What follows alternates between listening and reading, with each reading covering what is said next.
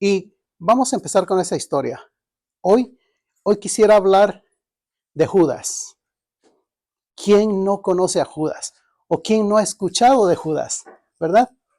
Un hombre tan inteligente, un hombre tan lleno de Dios, un hombre tan trabajador, porque siempre parece que andaba muy activo, un hombre que estaba siendo el testigo visual de los milagros de Cristo Jesús, de el amor de Cristo Jesús, de la misericordia de Cristo Jesús, de este nuevo reino anunciado que casi nadie entendía, pero él, igual que los otros 11, estaba aprendiendo del mejor maestro de Cristo Jesús.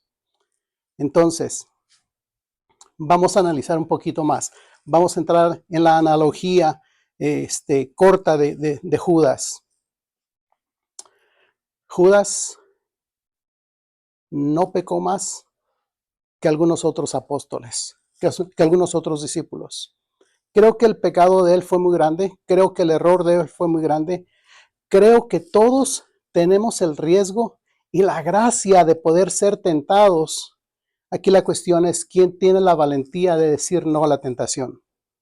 Cristo nunca nos prometió que no iba a haber tentación, pero nos dijo que nos iba a dar la fuerza para poder decir que no. Creo que Pedro fue tentado y creo que Pedro también cayó en la tentación y cayó en el pecado. ¿Cuál es el pecado de Pedro?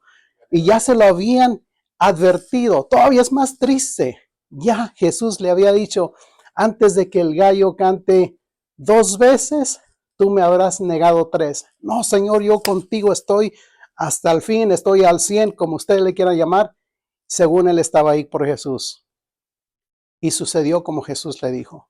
Lo triste es que él ya sabía y aún así sabiendo, cayó en la tentación. Uno de los apóstoles donde tenemos la base, ¿no?, de nuestra iglesia. Por el otro lado tenemos a Judas, el traidor. El traidor que fue tentado, igual que Pedro, y que fue tentado por la ambición de la codicia, de la avaricia, de lo que tú quieras. 30 monedas de plata fueron suficientes para traicionar a su Señor, a tu Señor, a mi Señor. Vamos a ir agarrando contextos de estos pasajes bíblicos. Hoy día, sé que esto no sucede con ustedes ni conmigo, sé que no sucede en nuestra parroquia, pero ¿cuántos en otras parroquias, en otras comunidades, traicionan la enseñanza o el mandamiento de Cristo Jesús por menos de 30 monedas de plata? Qué triste. Regresamos a la historia otra vez. Judas creo que se dio cuenta del error que había cometido y entonces él se arrepiente. Señor, he pecado contra ti, te he traicionado, te he entregado, te han condenado a muerte. Creo que él no sabía el tamaño de la condenación que Jesús iba a sufrir. Pero se da cuenta de este error que él comete. Y vamos a ir comparando a Pedro y a Judas. Pedro, uno de los, en mi gusto, uno de los más apóstoles más fuertes a seguir. Y Judas, uno de los que menos quiero seguir, right? Pero a veces caemos en seguir a cualquiera de estos dos sin darnos cuenta. ¿Qué sucede con Judas? Judas se da cuenta y no es más cobarde que los demás. Él estaba en el patio de la casa de Caifás. No estaban los demás apóstoles. Los demás estaban escondidos por miedo. Pero él estaba ahí. A lo mejor por lo que había cometido, pero él seguía ahí, cerca de su Señor. Pedro estaba también por ahí, pero Pedro lo negó no una, no 2, 3 veces. Y la primera vez parece que dice la Escritura que lo negó más o menos, después un poco más, y al último se me hace que con palabras más fuertes, ¿no? Imagínate de qué manera lo habrá negado. Judas se da cuenta de su error y también creo que se arrepiente. Pedro tuvo que estar en el suelo y Cristo Jesús baja al suelo de la misma manera al nivel de Pedro. Jesús no tenía que bajar a ese nivel, pero Jesús baja a ese nivel, me lo imagino ya en el suelo, junto con Pedro por allá, y se conectan las miradas. Y cuando eso, creo que hay una conexión de perdón, de amor, de misericordia del Señor para con Pedro. Y creo que ahí Pedro se arrepiente de la manera que le puede hablar a su Señor con la mirada. Lo mismo que hace usted. ¿Cuántas veces usted no le dice a alguien que lo ama sin decirle una sola palabra? Por consiguiente, ¿cuántas veces usted puede destruir la vida de alguien, de un servidor, sin decirle una sola palabra? Creo que Jesús y Pedro se conectan ahí y uno expresa todo su amor porque hay una expresión de arrepentimiento de Pedro. Creo que Pedro tuvo que bajar hasta lo más bajo de su vida en ese momento para poder reconocerse nada y reconocer la grandeza y misericordia de mi Señor, porque mi Señor, que no debería estar ahí, baja por un motivo específico y creo que este es uno de los motivos por el cual estaba en el suelo. Hasta ahí identificamos a Pedro. Hasta ahí sabemos dónde está Pedro. ¿Qué sucede con Judas?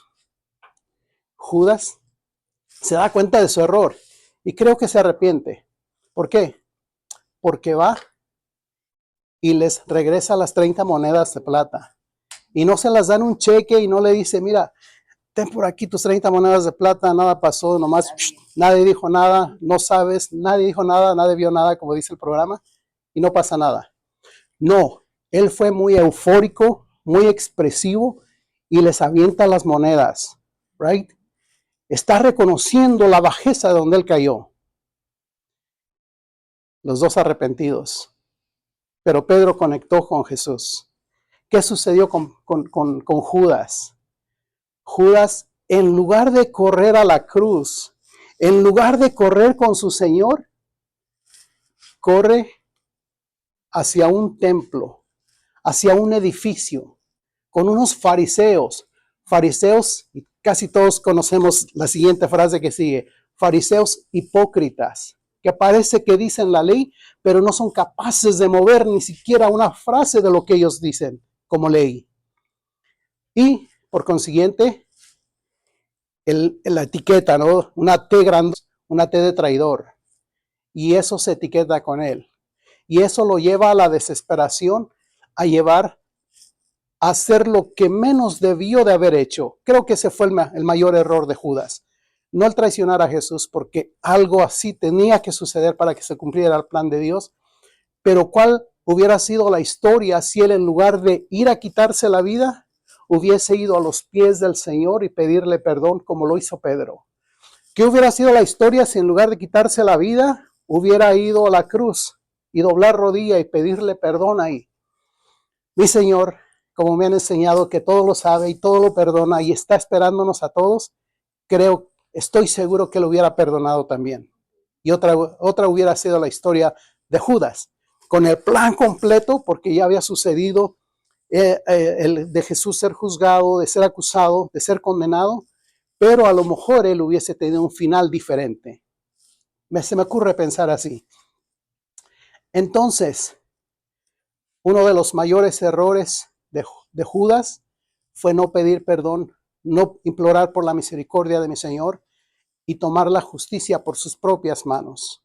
Erróneamente lo hizo. ¿Cuántos de nosotros que cometemos un pecado de lo que usted quiera? Por ejemplo, alguien que se roba, no sé, digamos, los muchachos de hoy día que se roban una caja de cerveza, ¿no? Y salen corriendo con la licor, se llevan 2 o 3 y las papitas por ahí colgando. Puede ser que esta gente se arrepienta, posiblemente. Pero ¿cuántos de nosotros que nos arrepentimos de nuestros pecados buscamos la reconciliación? Bendito sea Dios, gloria a Dios por eso, porque es misericordioso. ¿Cuántos de nosotros restauramos el daño que hicimos? Hay muchas personas, no en estos ministerios, no en esta comunidad, no en esta parroquia, pero que nos están haciendo la vida así. Y cuando te dicen perdón, oh, discúlpame, no me di cuenta que te ignoré. Perdóneme, Chayito, no me di cuenta que la empujé por allá. Perdóneme, Rodrigo, no me di cuenta que su integridad como ser humano la pisoteé. Porque no me importa lo que usted hace, lo que usted dice, me importa lo que yo quiero hacer. El puesto, la responsabilidad que yo tengo hoy día vale más que su dignidad de él. Perdón, no pasa nada. ¿Le restauré lo que le hice? No. ¿Miré su alma cómo quedó destrozada? No. ¿Miré las heridas en su corazón cómo quedaron cicatrizadas? Y esas cicatrices duran por vida. No como las cicatrices que nos arañamos, nos cortamos. Esas se quedan para siempre. ¿A cuántas gentes hemos sacado de nuestra comunidad, de nuestra parroquia? Les hemos matado la fe por nuestras acciones. Entonces, ¿dónde está el resultado de la analogía de mirar a Pedro, de mirar a Judas? ¿Qué pasa después? Podemos darnos cuenta que Judas, en lugar de ir a los pies de Cristo, restauró, sí, pidió perdón a las personas equivocadas, porque fue a un lugar, un fariseo, vamos para atrás en la historia, fariseo hipócrita que no es capaz de mover nada de lo que él está diciendo como ley para los demás, blanqueados por fuera y podridos por dentro, pero este fariseo no es representante de Cristo Jesús. Y me quedo con la mirada porque quiero imaginarme la situación, ¿no? Me gusta entrar en la historia. Entonces, si este no es el representante de Cristo Jesús, se fue al lugar equivocado. Pero si no es el representante de Cristo Jesús, estamos yendo al lugar equivocado. Estamos yendo con la persona equivocada. ¿Por qué? Porque en lugar de restaurar nuestras heridas, en lugar de restaurar nuestra alma, en lugar de levantar nuestro espíritu, te encuentras con una pared o alguien te cierra la puerta en la nariz. Y tu alma y tu espíritu, ¿a quién le importa? A un asalariado que busca una recompensa por el trabajo que está haciendo, o a un voluntario que busca la salvación de las almas. A un sacerdote que está consagrado por Dios, para Dios, en Dios, que busca la salvación de las almas. La predicación que nos dio el padre Ismael, cuando dijo la diferencia entre predicar y proclamar, a mí me tocó muchísimo, porque creo que cambió mi vida y creo que me puso una meta diferente de cómo tenemos, no cómo queremos, cómo tenemos que proclamar. Todos nosotros, aunque no estamos en el ministerio de los lectores, somos proclamadores. El Padre no lo puedo explicar mejor, porque con tu ejemplo, con tu vida, con tus palabras, con tus acciones, yo me atrevería a decir, con todo tu ser, estás proclamando a un Dios. ¿Cuál es el Dios que proclamas? Hay muchas miradas puestas en ti, muchísimas, más de lo que tú te imaginas.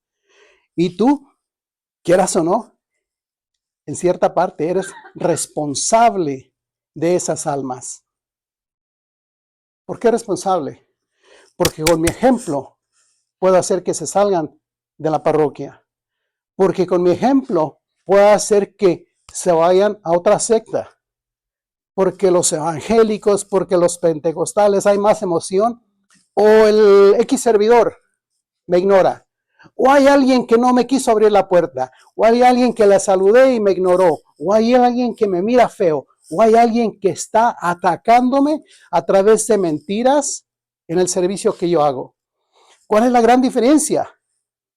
Yo, como todos ustedes, lo hacen por amor a Dios, no por un salario. Y la palabra lo dice, la gran diferencia entre un asalariado y el buen pastor. No creo que hay mejor ejemplo que ese. Y el mismo Señor nos los pone sobre la mesa. Esa es la gran diferencia. Entonces, creo que nosotros tenemos la opción de ser un buen seguidor. Tenemos al mismo maestro que tuvo Judas, al mismo maestro que tuvo Pedro, al mismo maestro que tuvo Juan, el discípulo amado, al mismo maestro que han tenido todos esos apóstoles, con la ventaja de que nosotros ya lo tenemos en las Sagradas Escrituras y ya sabemos el plan de Dios en tu vida. Y no solamente en tu vida, en la vida de las personas que están mirando tu ejemplo de cómo proclamas a Dios. ¿A qué Dios proclamas? ¿A un Dios de odio? ¿A un Dios de división? ¿A un Dios de prepotencia? ¿A un Dios capataz? ¿A un Dios de autoridad? ¿O a un Dios de amor? Yo creo en un Dios de amor, de perdón, de reconciliación, de que usted es complemento de mi vida y usted es complemento de usted, porque todos somos el cuerpo místico de Cristo Jesús. Yo no creo en las divisiones. Yo no creo en la prepotencia. Yo no creo en el abuso. Yo creo en el amor de Dios. Y el amor de Dios lo define muy bien, donde dice el amor es servicial. El amor lo perdona todo. Y ese es Dios. Dios no tiene amor. Dios es amor. Entonces, si estamos en un lugar, en un edificio, porque no deja de ser un edificio, donde estamos trabajando para el Señor de señores, para el Rey de reyes, para el Dios creador y dueño de todo, ¿por qué no tratar de trabajar como Él se merece? Nunca vamos a dar lo que Él se merece, pero al menos tratar de ser lo mejor de mí, lo mejor de usted. ¿Dónde está tu responsabilidad? De proclamar al Dios que es tu creador, ese Dios de amor, ese Dios de misericordia, ese Dios de perdón, ese Dios de unidad, ese Dios de verdad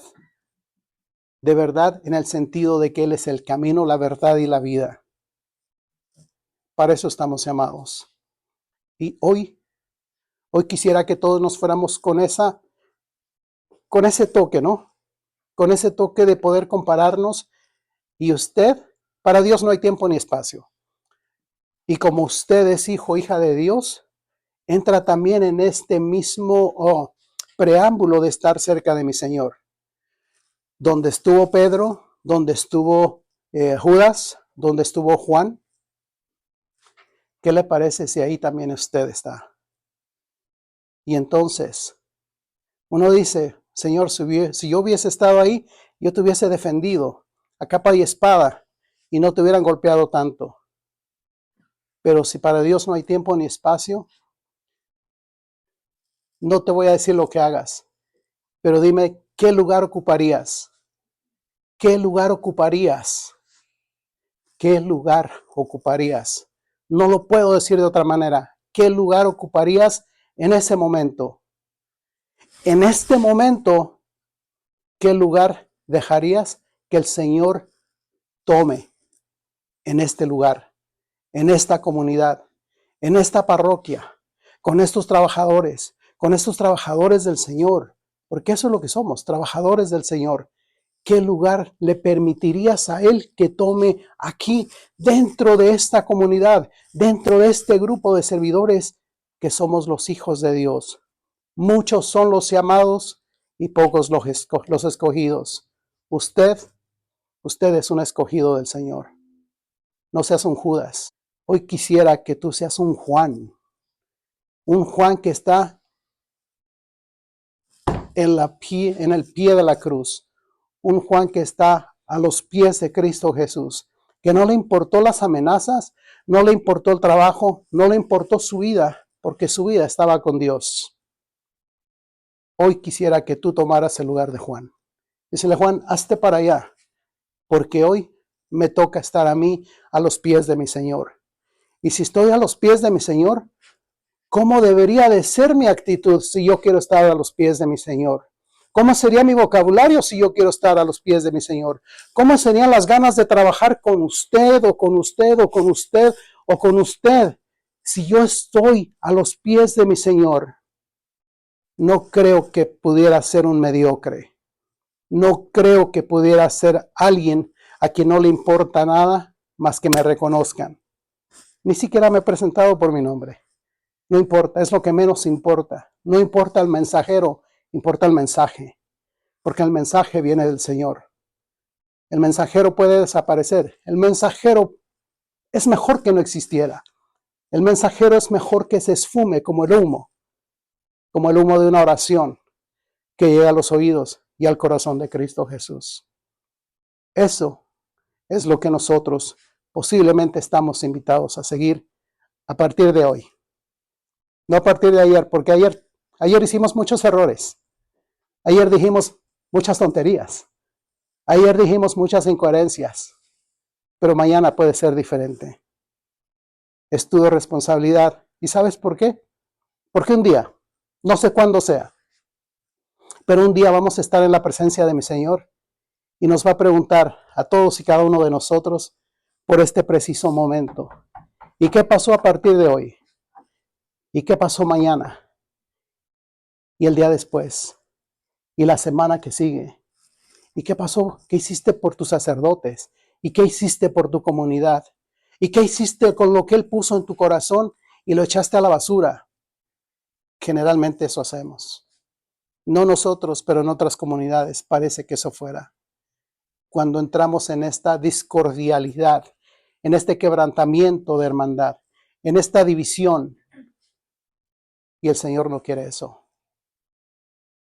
Esperamos, hermanos, que nosotros tengamos la valentía de decir sí al Señor. Son dos letras solamente, pero con un significado del tamaño del mundo, que a veces cuesta, es muy pesado, pero como dice la Escritura, todo lo puedo en Cristo que me fortalece. Y vamos a venir cerrando, no cerrando el compartimiento, pero cerrando esta cápsula de reflexión con una oración. Y después seguimos con lo demás. Cierra tus ojos, por favor. Así donde estás. Y hoy me gustaría invitarte que tu corazón se una al mío. Se una a mi corazón por estas intenciones. Hoy, Señor Jesús, yo quiero orar por mis sacerdotes. Yo quiero orar para que venga el Espíritu Santo y renueve una vez más ese hambre de Dios, esa sed de Dios, para que, amado Padre, a través de la vida rutinaria de día con día, que a veces las cargas se les hacen más pesadas, que hoy, Señor Jesús, sea un día que brille la luz de Cristo Jesús en el corazón de nuestros sacerdotes. Señor, hoy quiero poner en tus santísimas manos a nuestro párroco, a nuestro vicario, para que no se dejen sacudir, ni tocar, ni dejar caer por las tentaciones de Satanás, pero sí, amado Padre, te pido por la fortaleza, por la sabiduría, por el amor de Dios para sus corazones, para que cualquier decisión que ellos tomen sea basada en el amor de Dios, sea basada en nuestra comunidad, en Cristo Jesús, por Cristo Jesús, para Cristo Jesús. Señor, ellos son consagrados a ti y sé que las tentaciones que ellos reciben van mucho más allá de las que yo pudiera recibir. Pero hoy, amado Padre, quiero pedirte fortaleza para todos ellos. Quiero pedirte sabiduría para todos ellos, pero más que nada, quiero pedirte que los llenes de tu amor en toda la extensión de la palabra. En toda la extensión de la palabra, del amor de Cristo Jesús, que es Cristo Jesús, por intercesión de nuestra Madre María Santísima, siempre Virgen, y de todos los santos, para que este renovar de fe, de amor, de sabiduría y de autoridad empiece a partir de ahora hasta toda la eternidad, para seguir construyendo el reino de Cristo Jesús aquí en nosotros, tu comunidad. Que estos pastores huelan a ovejas, porque nosotros seguimos la voz de nuestro pastor. Amado Padre, llénalos de ti. Todo esto, Señor, te lo pedimos en el nombre del Padre, del Hijo y del Espíritu Santo. Amén.